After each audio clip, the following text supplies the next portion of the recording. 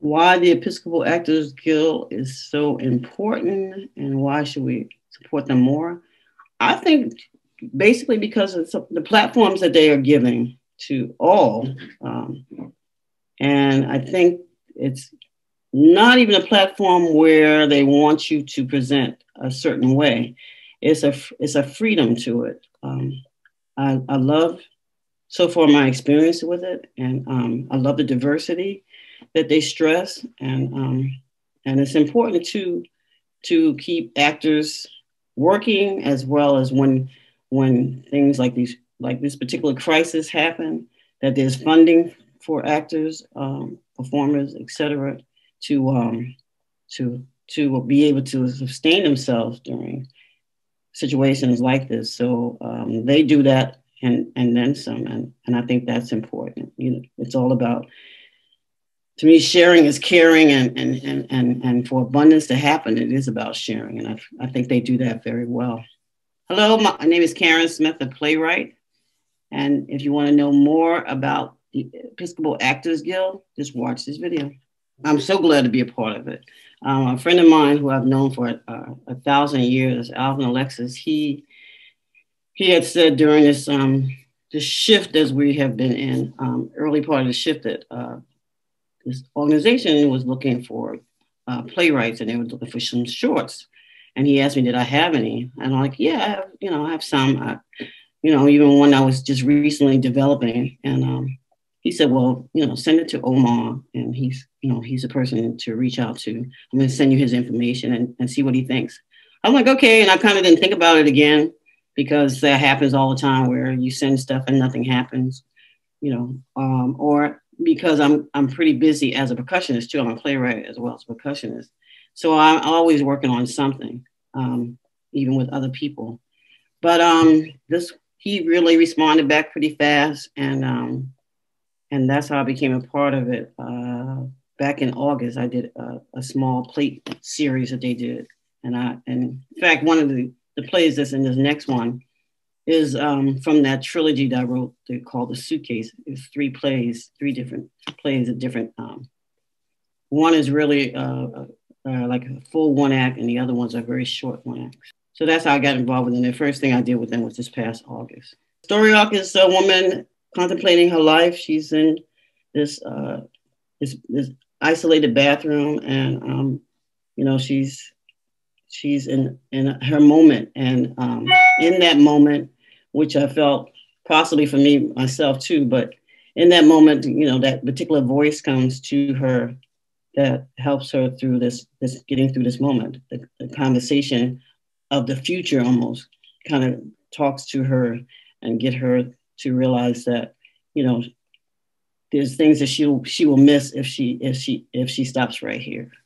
I needed to write this play because this is my personal story, most of it anyway. It's pretty autobiographical.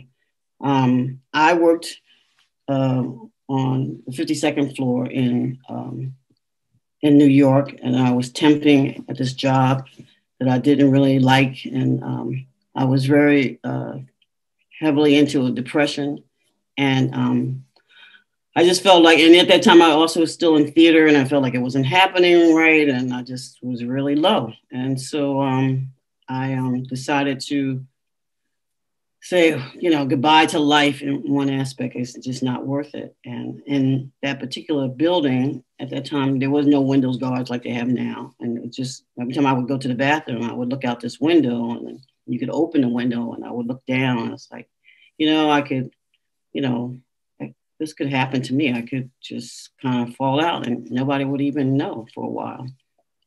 And then I would say that more than once. And, I think I mentioned it to a friend of mine, and she had said, she had recommended counseling, that you should really think about getting into counseling. At first I was like, I don't need counseling, or that doesn't work, or whatever. And I thank her to this day, because that really helped at least move that particular time away. And I always wanted to write that story. It just stuck in my mind that, from knowing other people have taken their life, who've been successful at taking their life, and others who have struggled with life and, have had many challenges with suicide, including myself. After that, still had issues with wanting to take my life as well. But I always felt like, something shifted that moment, and I really wanted people to know that it is a moment, even if it feels like years. It really is a moment if you could just get past that moment.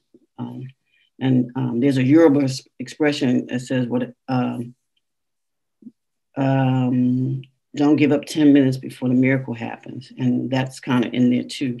And so that's why I wrote this particular piece, because I really wanted to talk about my struggles as well as many others. And it is only a moment. If you can just get past that moment, it's stressing in it about getting past that moment. That inner voice, if you could just listen to it, because you're never alone in your struggles. You're never alone. And there's always someone else going through the same or even worse. All these wonderful actors who are also friends of mine. I'm glad for friends because, and they are actors as well as performers. Anthony and Marcella Cooper, they're helping me out with this particular project. Anthony they're both originally from New York as well, and they live here in Philadelphia. And it's been an honor to know them and to include them on this project, as well as we work together on other things too. And they're both vocally trained as well. So they do a good job with, even as a husband-wife team, to present this particular piece, because Marcy is actually playing somebody in their 20s, and she's definitely not, so she does a good job with that. And Anthony is the voice that she hears to get her back on track. What do you want the audience to get out of this play? The importance of staying self-determined, and it really is. Life is very stressful. It's supposed to be, it's full of challenges. It's supposed to be, that's how you know you're alive and kicking. And, you're never alone. And there is truth that, to not give up 10 minutes before the miracle happens.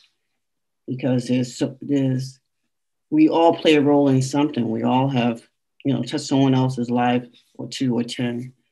And the importance, to see your importance here on earth and why you're here, to understand the importance of why you're here. Each one teach one kind of thing.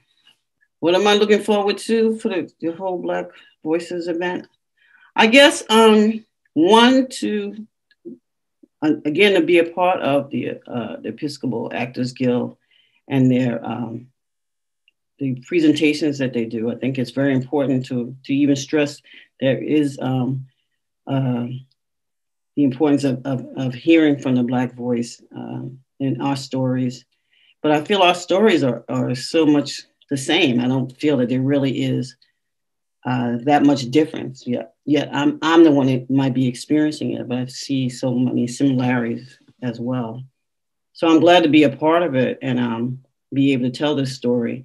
And to, I think one thing for sure in my story in particular, that as a Black person and female, I feel that suicide is not talked about enough or talked about pretty much at all.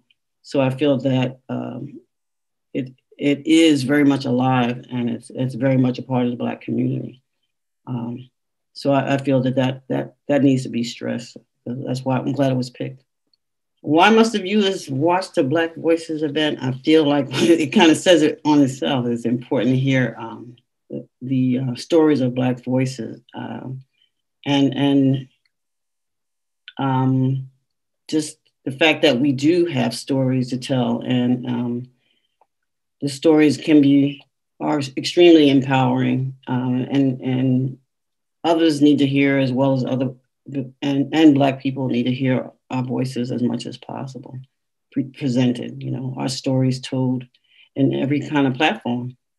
People should support it, come see it, tune in on Thursday, November 19th, between 7 and 8. I'm looking forward to hearing the others as well. I haven't heard the other playwrights, so I'm looking forward to, and I don't know them from the list that's on there, so I'm looking forward to hearing them as well. I'd love one thing about virtual is that you can be anywhere and present your work and participate. That's one thing I do like about the virtuals. My name is Karen Smith. I'm a playwright originally from New York, and I'm just encourage you to go to Episcopal Actors Guild website and come see the Black Voices on November 19th. I think you'll really enjoy it. I'm looking forward to it.